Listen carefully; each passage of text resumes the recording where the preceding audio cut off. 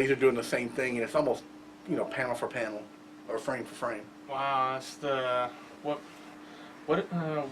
who made that again?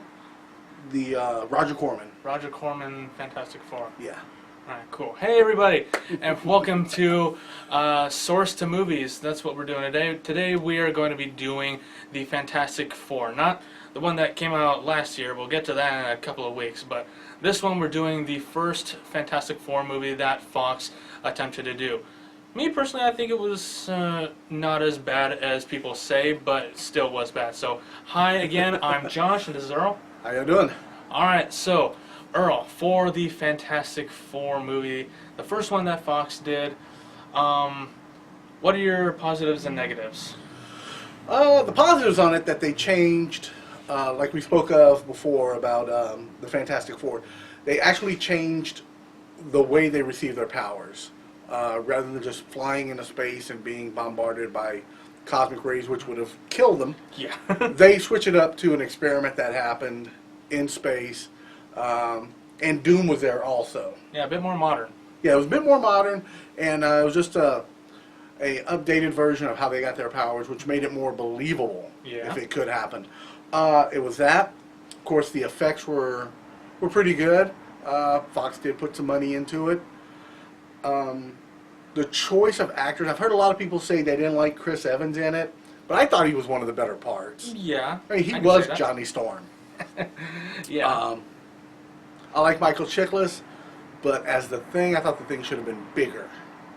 Yeah, well, maybe for the time, because they probably didn't have the amount of CGI that was necessary. He did a pretty decent job. He did. And that voice that the Thing did, that's all Michael Chiklis' voice. Mm-hmm. It was nice and gravelly. Yes, very nice. No pun intended. Thought Mr. Fantastic was cast just fine. Yeah. A little problem with Jessica Alba. Her acting has always been stiff, but they wanted a pretty girl for it. So. Well, she did the best she could. The biggest thing I didn't like was Doom. Yeah, I didn't like the actor that they got for him. Yeah. And the way they portrayed him. He was more like Ultimate Doom than anything. Yeah, I can see that. But as far as the effects go, and they had a lot of what they had in the comics. They had the infighting. They got along. They were family, but like all families, they do argue and fight. Mm-hmm. And I felt they handled that very well, especially with Johnny going off. I'm the star and hot tempered, and it was, for what it was, it wasn't bad. Yeah. It got a bad rap. And I like his how they demonstrated Johnny's and the Ben Grimm's, the Things, their back and forth spats. Oh yeah. It's just they respect and love each other, but they get. It's like anybody that you're around constantly. Yeah. Eventually, you're going to get on each other's nerves. Very It much. happens all the time. Yeah. So. Okay, so this is the first movie. This is an origin movie, so let's go back to the beginning of the Fantastic Four comics. Okay.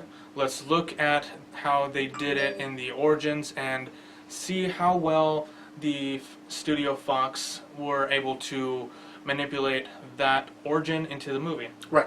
Okay, the original origin in the comics was they pretty much stole a spaceship that Ben had only flown like fighter jets. Yeah, he wasn't a space pilot. He wasn't an astronaut or a pilot or anything, but somehow this scientist, two kids, and Air Force pilot steal this ship and go into space. Pretty unbelievable. Yeah, and then by the cosmic rays up in space, they were mutated. Their DNA was mutated, and they gained these fantastic powers. One could stretch, one could create force fields and turn invisible.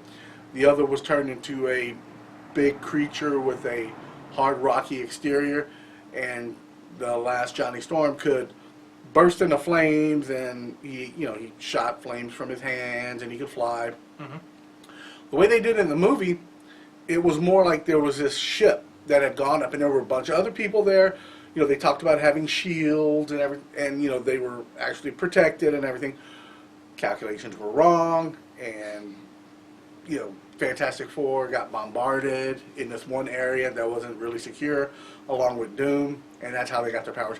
A little bit more believable than just, four people stealing a spaceship going up. Yeah, definitely. They were just part of the experiment. I really like how they actually did it when they got back down to Earth, and they were held, For a time, yeah. for being not experimented on, but they wanted to check them out. Make and sure see what everyone was all right. Sure. Yeah, 'cause And then- that's normal. And, Sue's on the table, and all of a sudden, disappears. Where's Yeah. everyone? Yeah. Yeah. So, I thought it was good. What did you think of comparing Doctor Doom from the comics to the movie? How did you feel the studio used him? Very, very poorly. Yeah. Doom, as a teenager, was in college with Reed Richards. Very similar in the movie. But Doom in the comics was from Latveria, and I believe so was the one in the movie. But this Doom had no aspirations of ruling Latveria and becoming, the seeds of what Doctor Doom did become. He was basically a businessman. Yeah, the Reed Richards in the movie, the Doctor Doom, just wanted his revenge on Reed Richards. And it seemed that was the main focal point of it. And it kind of soured the movie a little bit. But, they pulled it out. We'd only seen Fantastic Four once before in a movie that shall not be named. Yeah. So, for a first tryout for Fox, who had X-Men, it wasn't bad. It wasn't as bad as everybody made it out to be.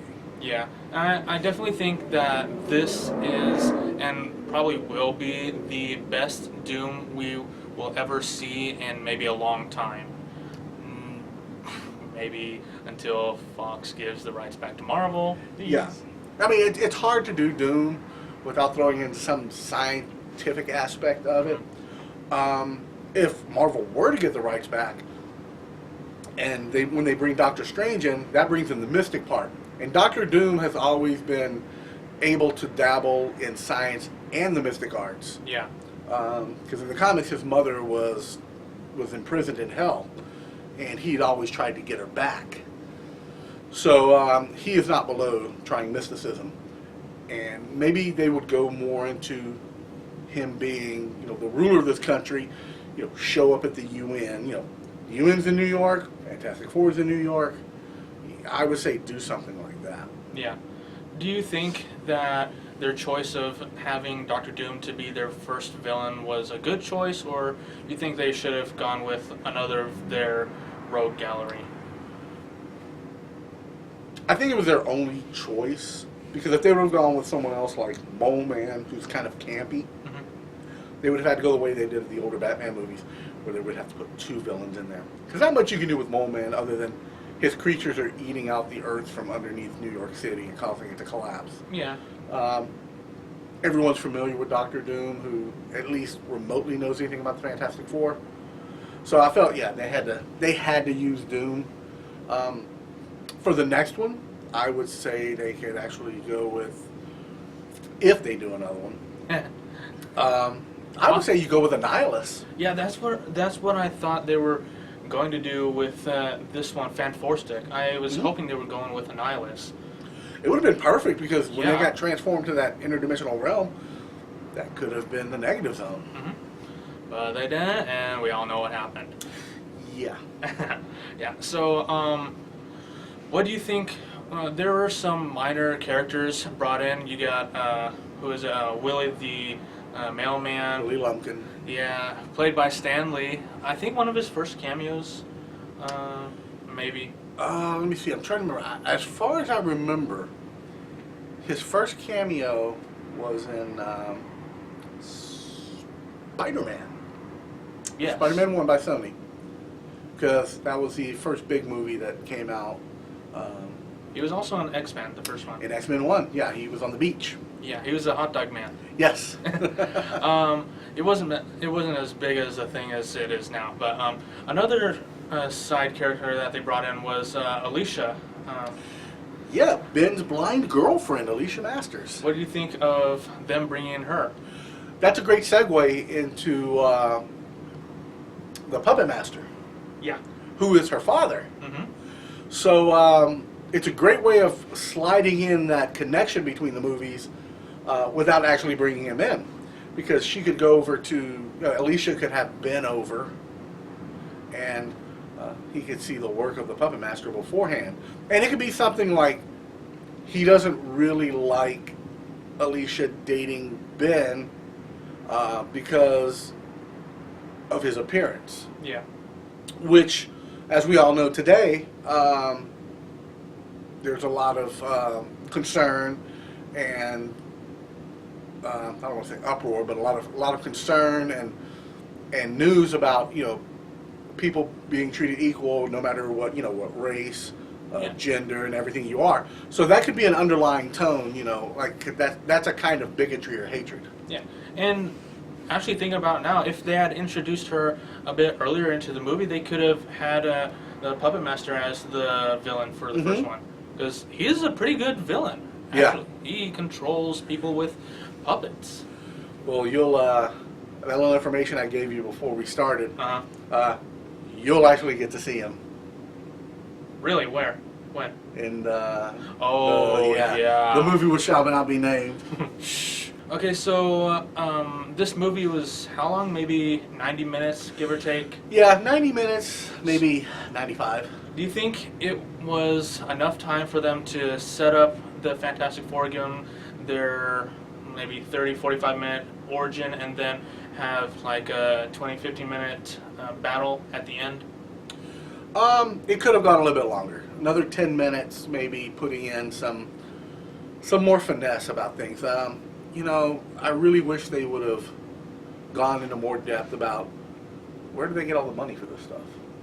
That is true, yeah. I mean, in the comics, Reed makes these inventions and gadgets and like Doesn't he sell Acme them? medicine. Yeah, and he sells them to companies, and that's how they get the money to for all their equipment, their research, and and how they survive on it. Yeah. So I wish they would have gone into a little bit more of that. Yeah, and I liked how in the movie it shows that for the majority of the film, it's Reed trying to figure out how to turn everyone's powers back, how to help Ben mostly get rid of his thing powers, because that was a big deal in the comics. Yes. That was a very big deal. And there have been a few times where he has reverted back to his human form, and for one reason or another, through self-choice of having it reversed so he could help save the day, or just his body had mutated so much it just happened. Yeah, sometimes it was temporary. Right. I mean, this is not really the kind of reference I'd like to use, but it's like a disease that goes away Then comes back. and then comes back. You're in remission and then it comes back. But that's pretty much what it is. And Johnny has always kind of relished having his powers. Yeah. Sue does, and then Reed. Reed is so off in his own little world with logic and science and everything being based on that, that he really doesn't think about his powers. He's one of the only ones that uses their powers without even really thinking about it. I mean, Ben has no choice, but Reed will just be like, there's something over there that needs him to stretch, and gets in and comes back to him. It's natural to him. I mean, Johnny doesn't flame on all the time. Sue is not either invisible or making force fields all the time. Yeah. And Ben sometimes, when he loses his temper, he forgets. So Reed's the actual, pretty much, I want to say, the most comfortable with the powers out of all four. Okay, so basically that's it for the movie. So Earl, for you, would you say this movie is on par with the comics? The studio did the best that they could, or was it flat out awful? No, I think the studio did the best they could with what they had. It was their first foray into the Fantastic Four, and when you have a property that has really had no mainstream image out there other than the comics, I mean, you had the Fantastic Four cartoon in the 60s, you had the one in the 80s, and then you had that god-awful movie in the early 90s. Yeah. And that was it. You try to pull as much as you can from the source material to where it's accurate enough without insulting the viewer. I hate to say it, but just it's like the Spider-Man movie. any just regular old house spider gets zapped with radiation and bites you, it's not going to be that great. But a genetically modified spider, That makes more sense. it makes a little bit more sense. It makes it more believable. I think as far as the origin form, they did just fine.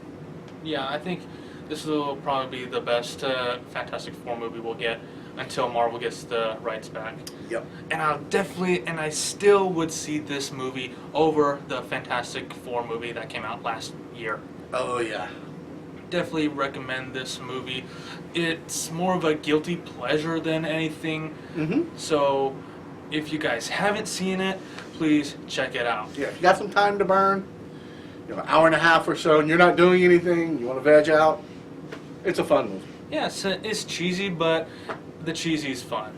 Yes. Yeah. So yeah. So that's gonna be it for this episode of Source to Video. I'm Josh. That's Earl. And tune in next week. So we will be talking about Fantastic Four: Rise of the Silver Surfer. Bye.